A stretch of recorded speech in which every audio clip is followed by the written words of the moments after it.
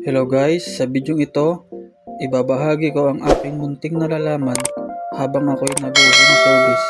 Pero bago yan, kung gusto nyo ng mga ganitong video, ay huwag kalimutang mag-subscribe at pindutin ang notification bell. So syempre, nakadil tayo ng online sa Facebook. May client ako na nagawan sa Facebook online. At etong client ngayon na pupuntahan natin ay nirecommend niya. Diba mga ma'am sir, pag maganda ang performance mo pag ikay nag-home service, aasahan mo, ire-recommend ka nila sa iba. So eto, ang area ito ay sa Makati.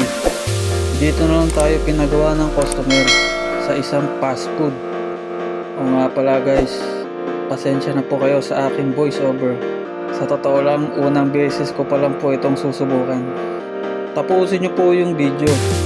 Ibibigay ko na po ang tips na aking nalalaman kapag ako ay nag-home service. In 5, 4, 3, 2, enjoy watching!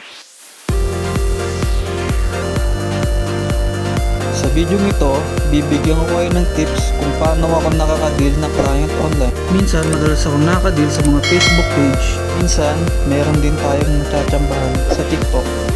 Nagbibigay lang ako ng mga komento doon. At yun, nakakatsamba tayo ng home service. At eto na, bibigyan ko kayo ng 3 tips kung ano ang ginagawa ko. Sa ganon, kahit online ang ating transaction, kampante pa rin ang ating mga customer. Tips number 1. Ugaling magtanong muna sa client kung anong exact model ng laptop, desktop naman kung anong processor, para kahit papano ay may idea na kayo kung ano ang problema ng unit ng customer. O kailangan magtanong ka ng magtanong. Ang importante, alam mo na ang gagawin mo kapag nandun ka na sa area. At para maihanda mo ang mga gamit mo na dadalhin. Tips number 2. Huwag kang basta-basta magbibigay ng price na hindi mo pa alam ang costing ng pyesa mo. Madalas kasi ang tanong sa online ay kung magkano. Pag nagbigay ka ng presyo doon at hindi ka sigurado, maaaring magkaroon kayo ng problema ng client at maaaring hindi niya na ipagpatuloy ang pagpapagawa niya online. Dapat bago ka pumunta sa area ng customer, siguraduhin mo nagkasundo na kayo sa price.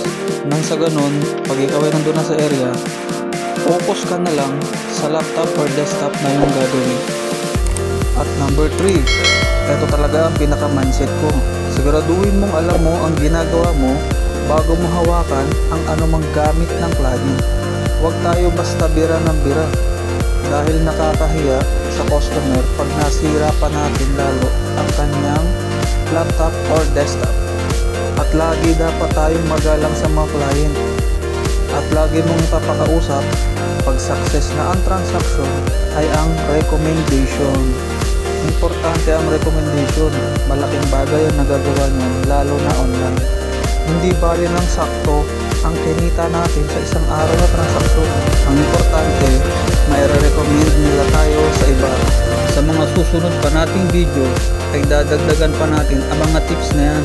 Kung nagustuhan mo ang mga ganitong video ay huwag kalimutang mag-subscribe at pindutin ang notification bell. Salamat!